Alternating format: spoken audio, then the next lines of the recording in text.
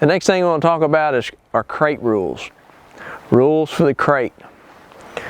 Number one, if possible, I like you, when you bring the puppy home, I would like for you to keep it in your bedroom next to your bed, if at all possible. Sometimes puppies can be a little bit rowdy. It might be a little frustrating. But I'd prefer that. I prefer that because they know where you are and they tend to feel calmer, less anxious if they know where you are. And number two, if they are anxious and they won't settle down, it oftentimes helps if you put a blanket over it. They still know you're there, they can smell you, but for some reason a blanket going over a crate can oftentimes help settle them down. It's important that you enforce a schedule.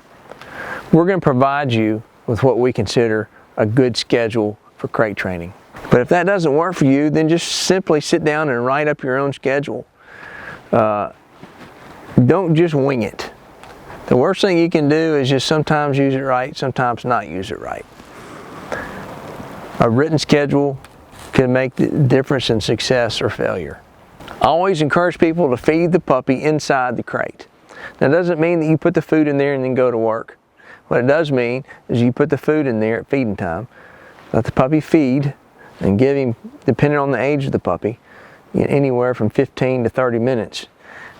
Obviously an 8-week-old puppy, 10-week-old puppy, you're probably looking at 15 minutes, and the older they get, you can go longer. But you feed them in the crate, and here's why. They learn to love the crate if they're being fed in it. It's like their happy place. And it really helps the crate to sort of be endeared to them. It just makes life easier if they enjoy going in there. And one way you can do that is by feeding them in there. Just don't feed them and leave them.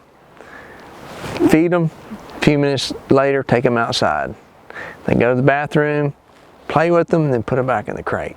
You should always have water available throughout the day while the puppy's in the crate. At nighttime, we typically, with the young puppy, will pull all water, food and water, past about 6 p.m. That gives them plenty of time to empty out before bedtime. Throughout the day, we want the water in the crate with the puppy. Also remember, the puppy should not be alone in the crate during the day for longer than an hour or two without getting taken outside.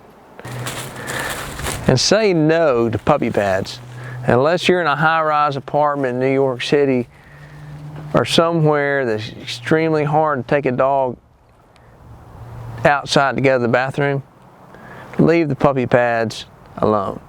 It's just going to create problems down the road that you may not be able to break, such as going by the back door and going to the bathroom in the floor because the puppy pad used to be there versus going outside. Just keep that in mind.